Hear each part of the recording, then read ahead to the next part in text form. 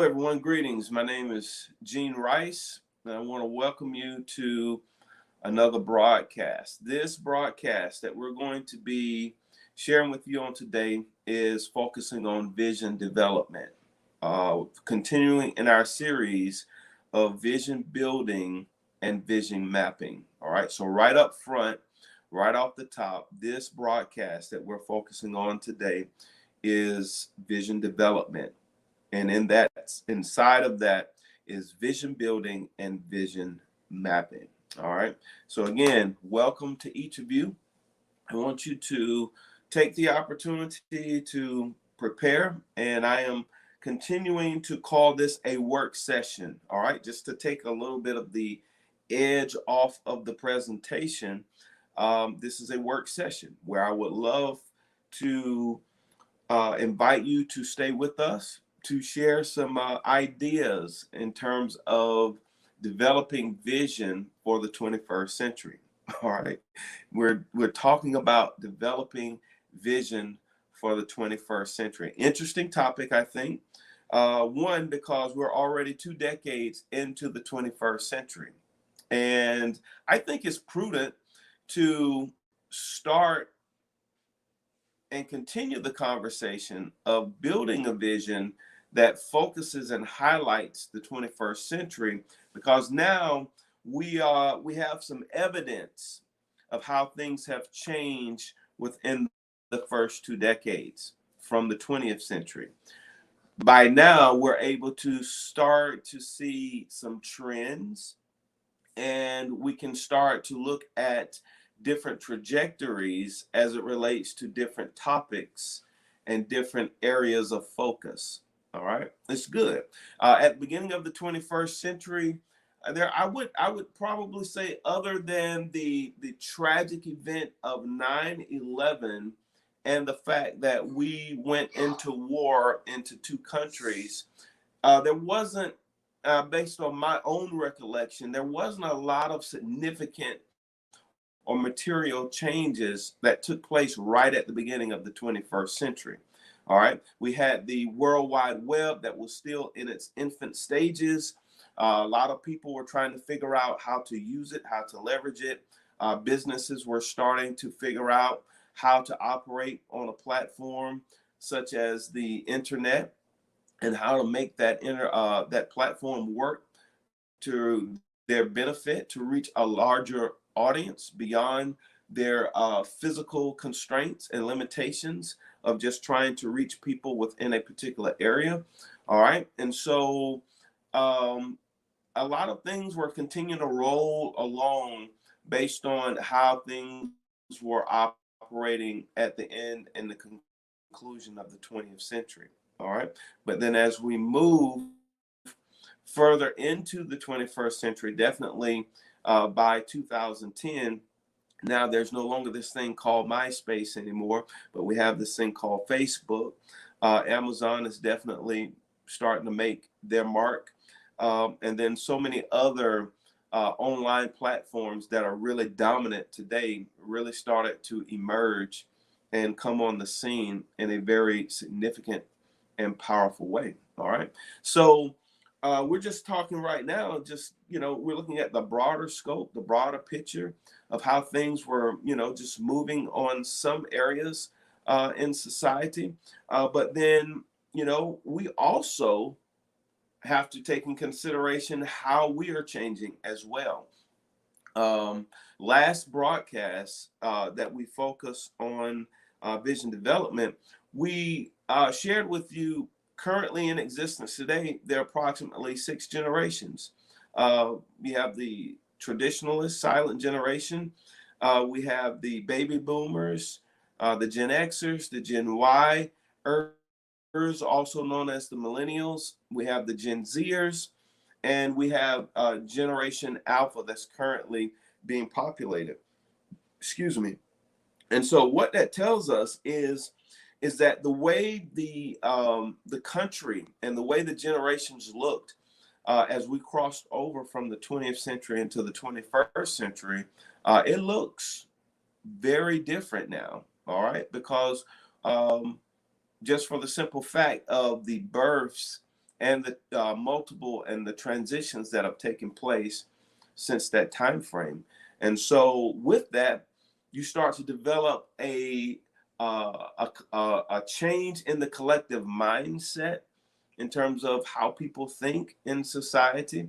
You get changes in terms of the way people do business, how people I'm telling you, how people see marriages, how people view different all the hot button topics, from race to racism to sexism to all of the different classifications and viewpoints as it relates to gender.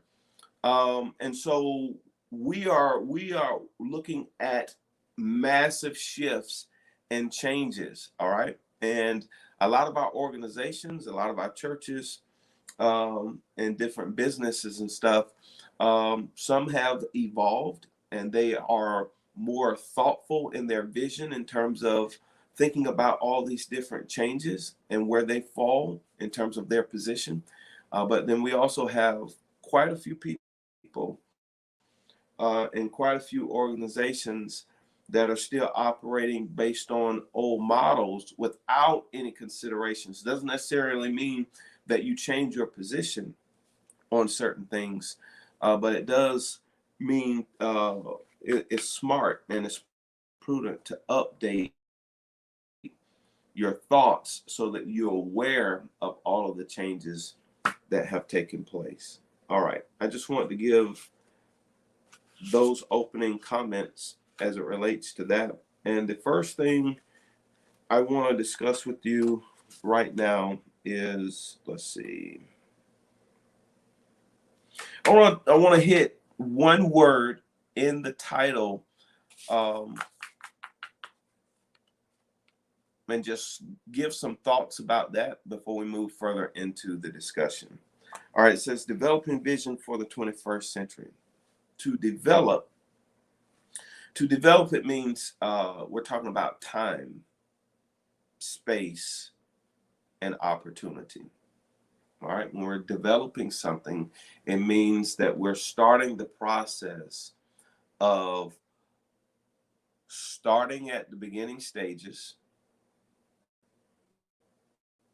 taking something that doesn't have significant form or shape, and we start the process of putting certain pieces together. And in order to put together a shape, you have to start with the basic and fundamental elements and pieces that's required to build a shape. There must be certain points, whether you're building something that is going to symmetrically sit flat upon the ground or a surface area, or you're creating a shape that is circular in form or asymmetrical. Regardless of the type of shape that's being formed, it requires the formation of certain points. All right. And so development means that we need to identify what are those points that are necessary to start developing a particular shape. And when we start talking about developing vision, we need to identify what are the specific points that feeds into building and developing a vision. All right. And when we think about it that way, just think about the adequacy of just simply writing a vision statement without those considerations. Think about, does it meet the requirement of what's needed for the people who falls underneath that umbrella? Is there enough information? Does it paint a proper picture of where you are and where you're going and what you're trying to become within such a statement without going through certain considerations? All right. I love the scripture because there's so many principles that just translates across every spectrum of life. So where there is no vision, people perish. So without visibility and vision of where you are, where you're going, how can you navigate properly to a place that you can't see? All right. And seeing is more than just looking at one particular thing, but it is inclusive of all of the space and considerations that exist between where you currently are and where you're going. All right. So again, going back to points, we need to identify the points that feeds into developing a vision. All right. Again, we're talking about forming a shape. And so when you start putting certain points together, now you can start making certain connections. And now you're starting to create lines. All right. Lines. So the line, think about that for a moment. The lines represent the links between one point to another point. And when you start to put those lines together, now you're starting to form a shape. All right. And then that shape is going to give us a picture of an object. Now you can see, just think about that. That's how a physical object is formed.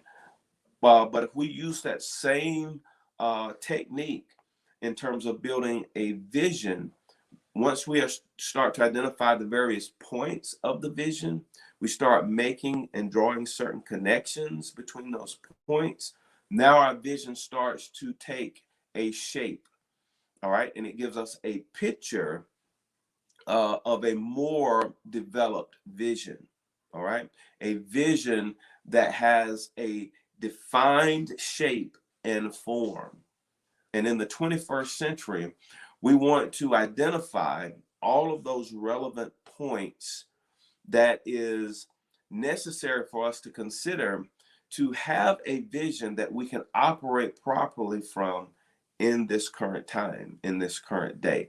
Because a lot of our challenges require us to have a more inclusive and thoughtful vision. All right. So again, we're just simply starting at the development part. And so if you start talking about that one word of develop, we're talking about a process, because we have to take the time to identify the necessary points, start drawing and making the necessary links and conclusions, and then we have to start observing the shape and form of the vision. Now, imagine this. Let's just say you start putting together those points, those lines, and it starts shaping up. And that shape doesn't adequately address, we're talking about vision, doesn't adequately address what needs to be covered within the vision that you're trying to develop. Well, guess what? You just simply reverse engineer and you start looking at the lines. You start checking the connections. Are the connections sound? Is it evidence based? Is it based on, I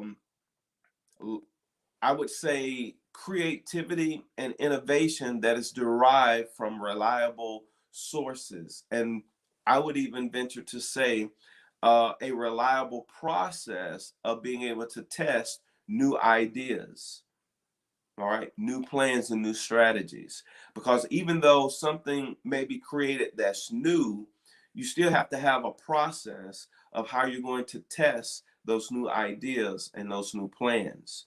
All right, because you don't want to continue to operate on something that is false or not sound. All right. So again, we're talking about, if you do not like the shape of the vision that you currently have, you start the process of reverse engineering. You start looking at the lines, the conclusions that are being drawn, and you also start looking at the various points. Do the points that you have in place adequately fits into the vision.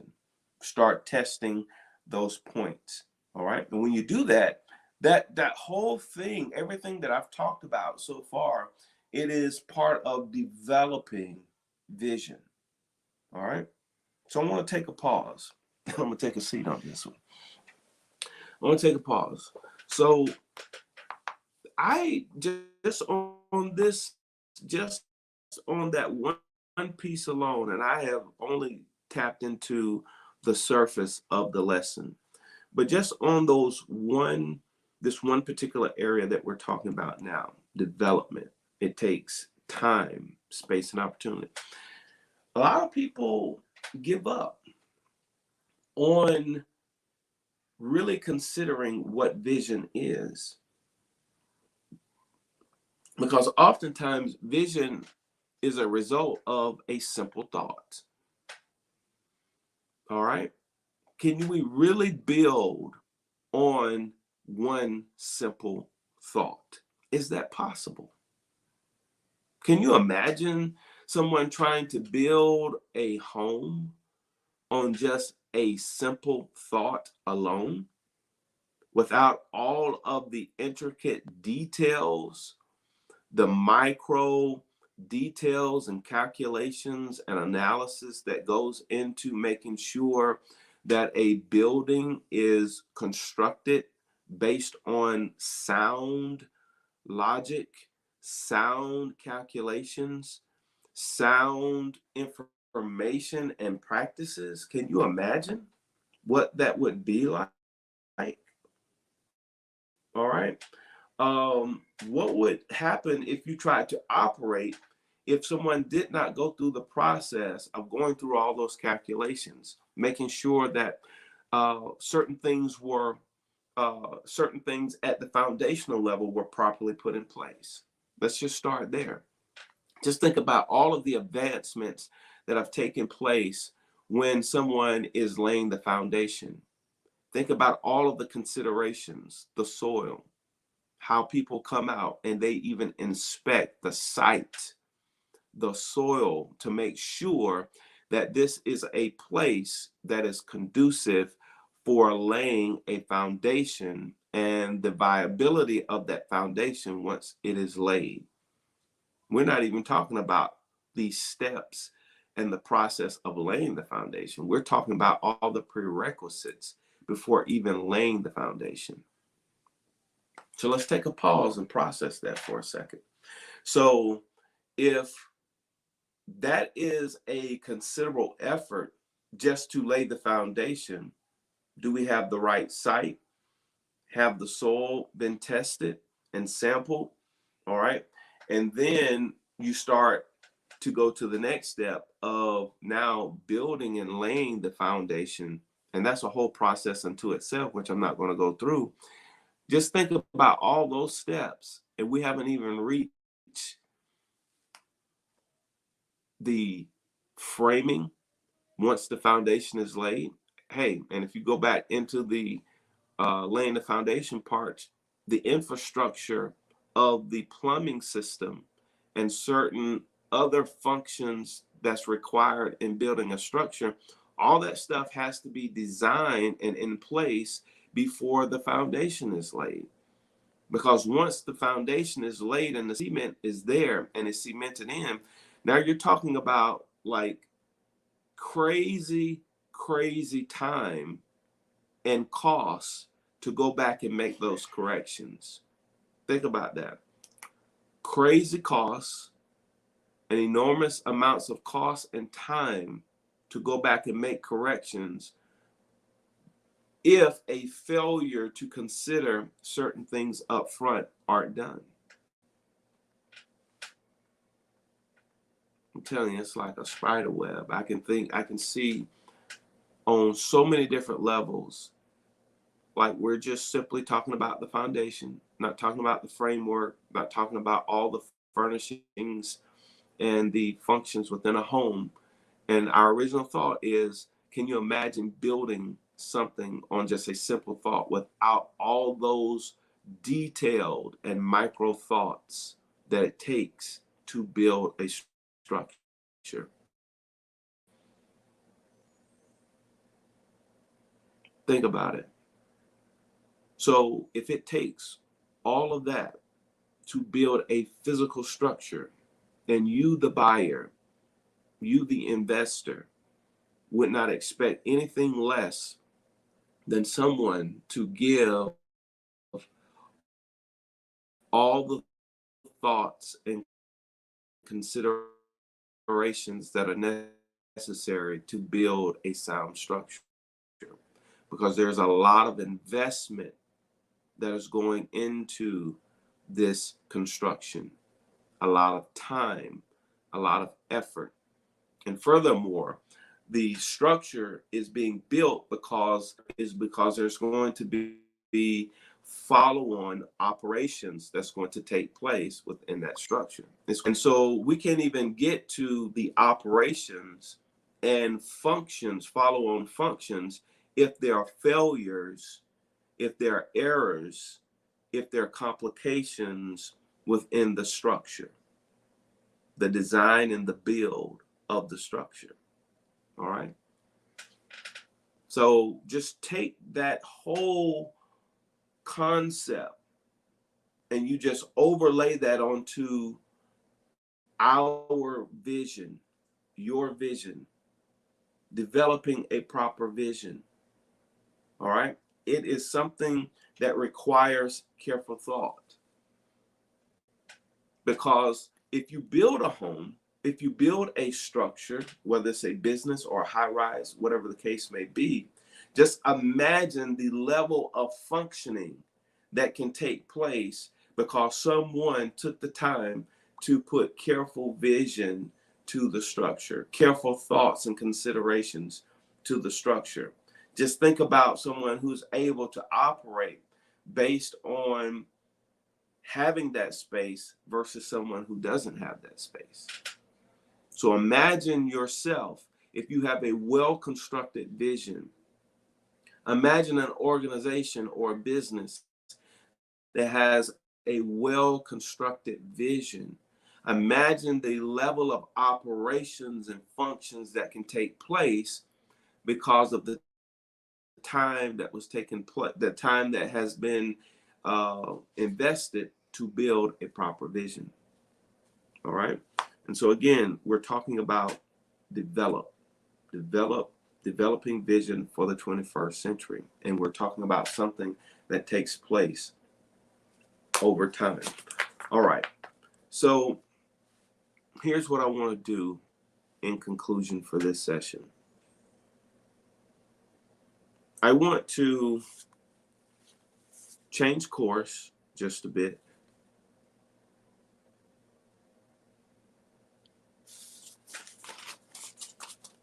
And I just want to ask you some questions. All right. So the first question I have for you is, how well do you see yourself from a work perspective? How well do you see yourself from a work perspective? Meaning the work that is being done, what are the standard levels of work? Are you performing at the standard level? All right. Again, looking at yourself from a work perspective, what is above standard work levels? What does that look like? That's vision. Think about it. What does it look like to work above the standard? Not only that, but what is required to work above the standard? What do you need to know to work above the standard? What do you need to be able to do to work above the standard? And what skills must you possess in order to work above the standard? Because if you do not have that type of vision, we're talking about specific and targeted vision now. If you do not have that type of vision, How can you move above the standard if you don't know what's required? All right. So that's the point. Is in order to work above the standard, you have to identify what's required to do so. Again, looking at yourself from a work perspective, what does it mean to be reliable? All right. What does it mean to be reliable? How do you see being reliable? How do you define that? What does it mean to be an expert in your area of work? What does it mean for you to be an expert in your area of work? Also, what does it mean to have expertise and experience in an area of work? All right. And then this next one is, what's the next level of responsibility, which is similar to working above the standard? What is the next level of responsibility? Because if you're obviously in one area, what is the next level up? Because that's exactly what it is, this responsibility. It's not just the ability to do something, but with that next level also comes added responsibility. And oftentimes with this added responsibility, it's also called promotions. All right. So, how do you see yourself operating, or can you see yourself operating at the next level of responsibility? All right. That's the first one. The second one is, how well do you see yourself from a personal perspective? All right. How well do you see yourself from a personal perspective? Are you happy with yourself? If so, why? What are you doing that makes that generates and contributes to your happiness? How are you doing it? Having an understanding of how you're doing it is important. And then, what are the considerations and implications for expected changes that's going to take place and unexpected changes? Now, I'm going to explain that just a little bit. The reason why you want to have some idea of what you're doing and how you're doing it, because changes are inevitable. Okay. And if changes are coming and changes are going to take place, and you want to sustain that place of happiness that you found, you have to account for those changes that you know are coming, but you also have to account for what you don't know, and that there are going to be unexpected changes also. And then preparing yourself that, hey, I know these changes are coming, so I'm going to have vision of those and prepare for those, so that those changes don't have such huge impacts in terms of this state of happiness that I found. All right. But then you also want to build space for unexpected changes as well, which says, I know that there are going to be some things that are just going to pop up. But if I build a mindset in terms of how I'm going to approach and deal with those changes, then I put myself in a position to be more effective and more efficient of navigating through those unexpected changes, which allows me to maintain, an acceptable level of happiness that I found. All right. Having vision of these things before they happen puts you in a stronger position to maintain that state. All right. So again, the original question is, how well do you see yourself from a personal perspective? The first thing we address is someone who has actually found happiness, or they found an acceptable level. Now, let's look at the inverse of that. If you're not happy with yourself at this particular space, again, ask yourself why. All right. And similar to the questions above, you go through the process and ask, well, what are you doing? How are you doing it? All right. And then, what changes can you make within those two questions? All right. And then you move to Have you? I'm just gonna be blunt. Have you recounted the errors, the deficiencies, and failures um, that has generated results that you don't want? All right. And if so, what corrective action plan have you come up with in order to address those things? All right. We're talking about vision because how can you fix something that you don't look at? Okay. And so vision also challenges us to look at errors and deficiencies, shortcomings and failures also, so that we can start the process of changing the results and outcomes that are being generated from those practices. All right. Um,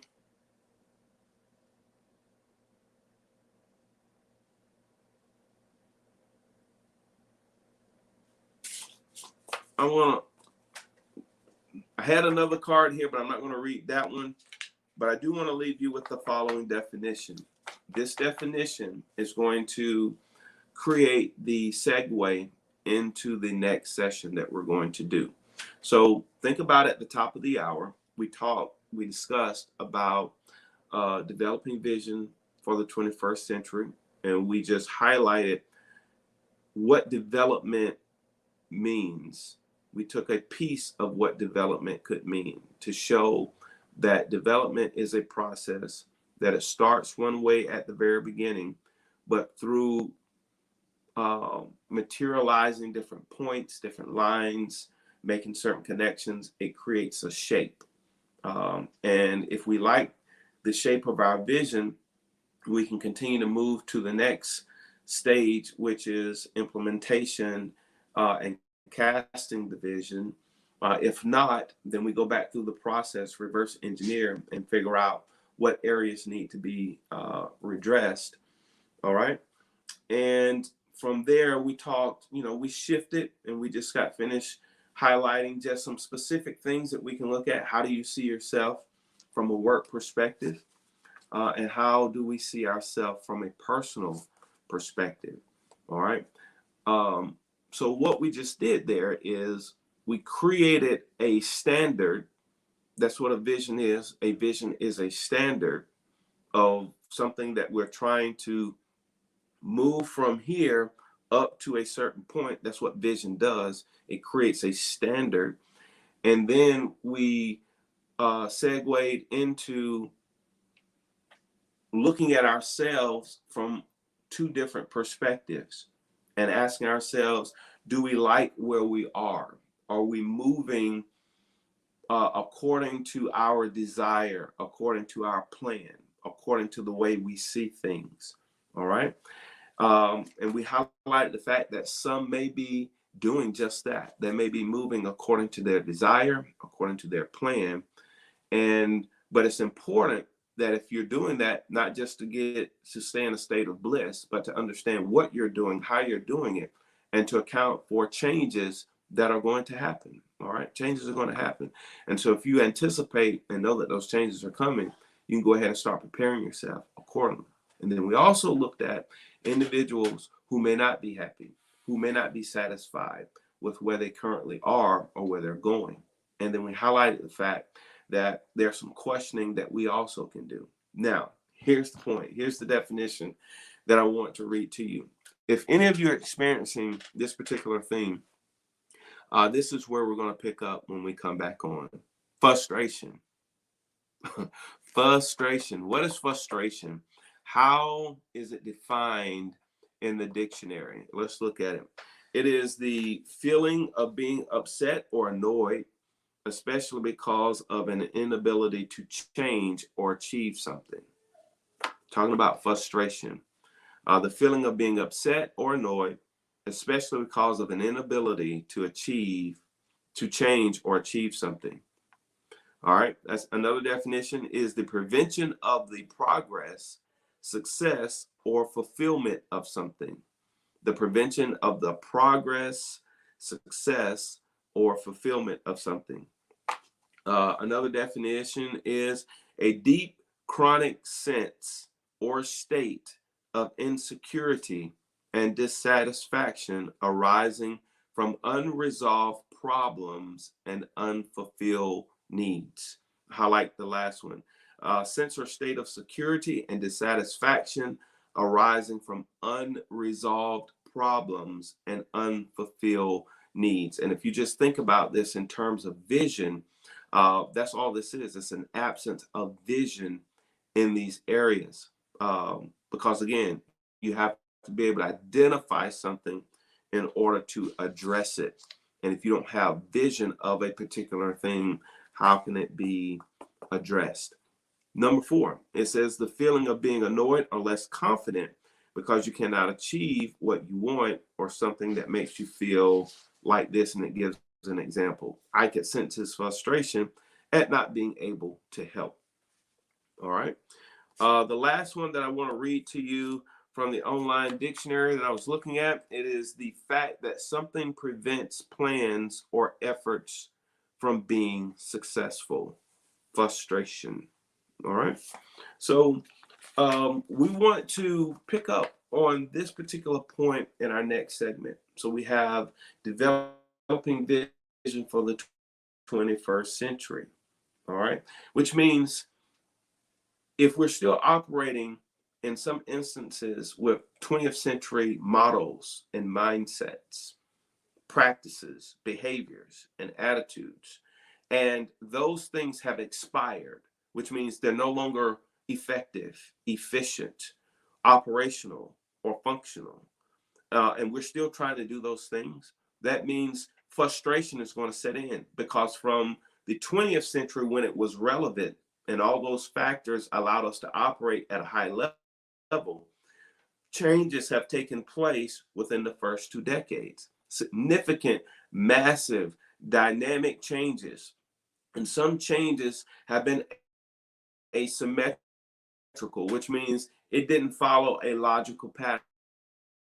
It followed a asymmetrical pattern, which means it just popped up and it literally has caused significant shifts and changes in how we see the world and how we operate.